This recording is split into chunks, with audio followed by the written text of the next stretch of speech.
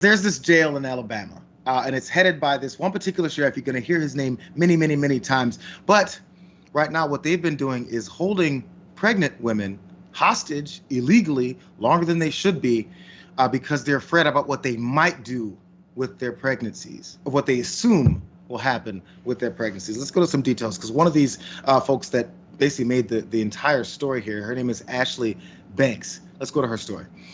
They arrested her on May 25th of this year with a small amount of marijuana and a pistol without a permit to carry.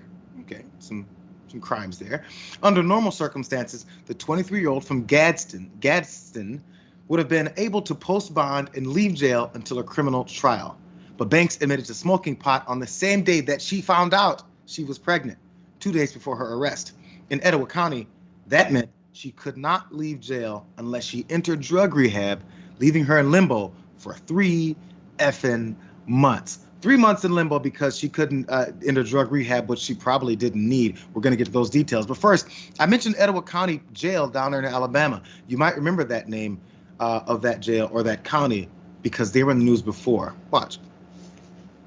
An Alabama sheriff was defiant today as he defended his practice of pocketing leftover money from the inmates' food budgets. It's been legal since 1939. Some accuse him of turning the jail into his personal piggy bank. Etowah County Sheriff Todd Endrickens proud of his jail food. These meal trays served to inmates every day. This is a jail. This is not a bed and breakfast. If you're used to eating grandma's fried chicken, ordering pizza several times a week, you're not going to be happy. But critics say he is mostly fed himself.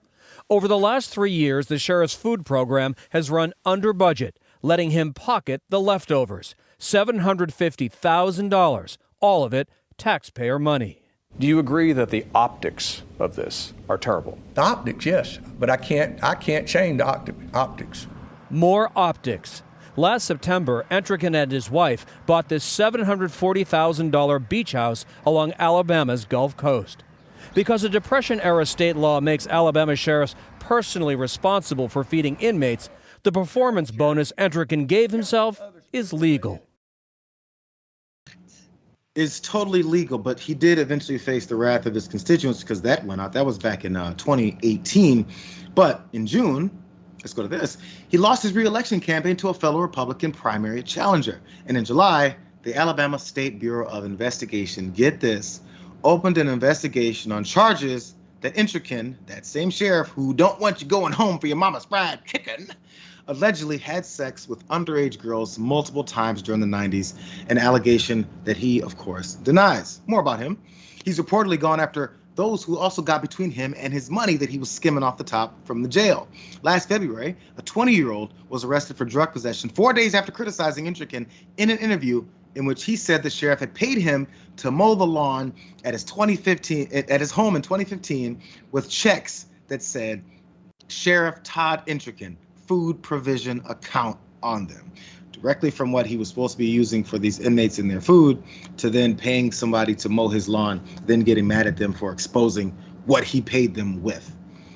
Okay, back to this whole thing about imprisoning pregnant women, because there's more examples. I promise I'm gonna let you jump in here really fast, Francesca, because several pregnant women and new moms accused of exposing their fetuses to drugs have been held for weeks or months inside the Etowah County Detention Center under special bond conditions that require rehab and $10,000 cash. One more part about this. Entricken was skimming off the top, buying himself $750,000 beach homes, but also, again, about that food that was in the prison, about the conditions of the prison, about all that extra money that he was putting in his pocket. Maybe it could have gone to help solve these problems. Watch.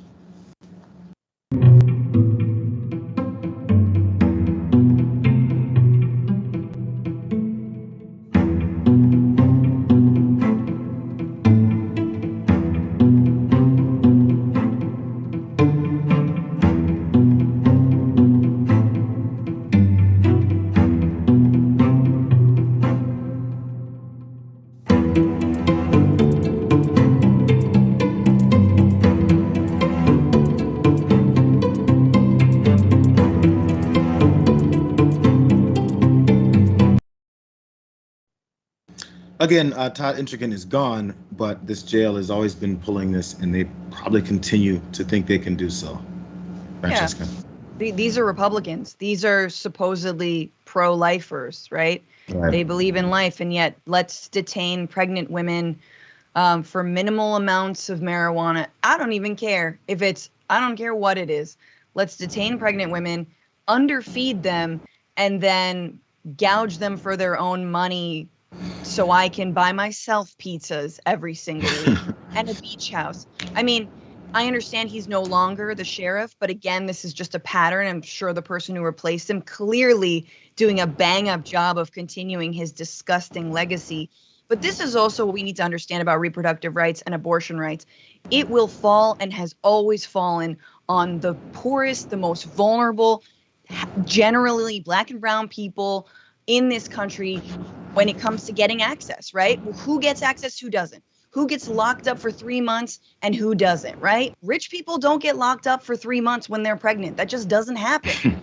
And right. And they can pay the bail. They can pay for their drug rehab. I mean, it seems like some of these women even got the money for the bail, but maybe weren't able to access the drug rehab center and the treatment center. The second thing I'm going to say is this is on Biden, man. If you have pregnant people being locked up for minimal amounts of marijuana, guess what? Let's decriminalize marijuana on a national level. These issues are all connected. And so Democrats can do a lot more. I'm so glad you said it. I didn't even think of it that way, how connected all these things are. And also, if you make these actions from a Democratic point of view, from things that you maybe promised or that your constituents actually want, it changes the way they can weaponize these kinds of laws that are very minimal types of offenses and turn them into serious, serious things like this. It's just their catalyst. It's the reasons why they did it in the first place. I really want to read more details about what happened with this one particular woman, Banks here, because it's devastating. You talked about the conditions of this prison, Francesca, but and then how they're pro-life. Think about being pregnant and how these conditions might not help. Banks has a high-risk pregnancy due to a family history of miscarriage. She said she was jailed at around 6 weeks of pregnancy. About 6 weeks into her incarceration, she started bleeding and was taken to Gadsden Regional Medical Center, according to court documents. Doctors diagnosed her with subchorionic hematoma, a condition where blood pools near the wall of the uterus. The condition increases the chances of miscarriage and preterm delivery.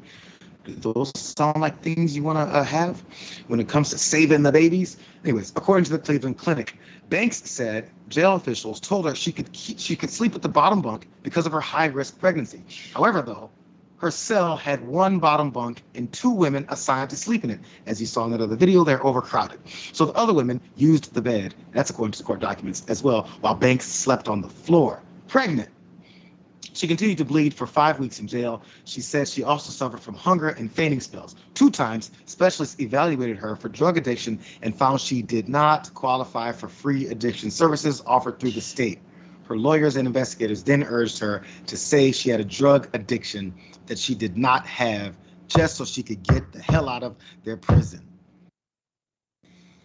Yes, and how's that going to, you know, color the rest of her life, right? That she admitted to this drug addiction, you know, and who knows? Like, exactly. What if she needs any kind of like federal assistance or state assistance, right? Like they're going to look at her record and say, oh, but you were a drug addict. We're not going to help you. You can't get food stamps. You were a drug addict, right? You can't get a job. You were a drug addict. I mean, these are the things. Like, I'm just like, I'm so livid. I'm like, you know, at what point the outrage just has to end? But yet, I'm so glad we're at this moment in history, it feels like, where this feels like it's just so arcane and it's so inhuman. And this is happening in the United States of America. And yeah, it's wrong. But like, finally, we're connecting the dots. Prison industrial complex, reproductive and abortion rights, you know, decriminalization of drugs. It's all coming together. And there's probably 4 or 5 other things that can be added to that they push to make sure these things can continue this level of control. If you don't see it, you're just not paying attention.